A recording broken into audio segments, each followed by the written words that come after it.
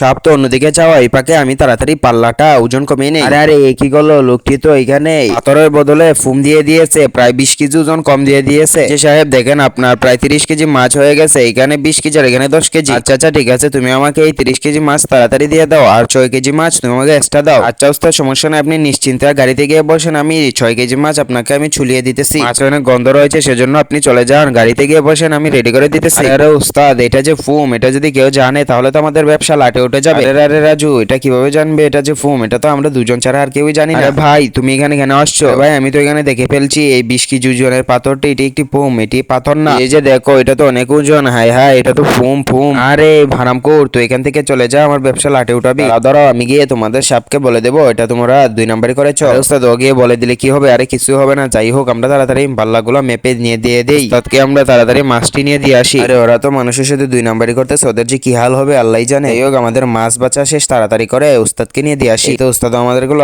সবগুলা টাকা দিয়ে দিল, ভালোই হয়েছে, আজকে অনেকগুলা টাকা ইনকাম হয়ে গেল এখানে। আরে ভাই তোমরা এখানে কি করতেছো? আমার বাট আমাকে দিয়ে দাও, আমি তো তোমাদের জন্য অনেক কষ্ট করেছি। আমি মিথ্যা কথা বলেছি? আরে ভাই তোমার এখানে কোনো বাটি নাই, সবগুলা টাকা আমাদের। বন্ধুরা সবাই লাইক এবং সাবস্ক্রাইব করে দিবেন।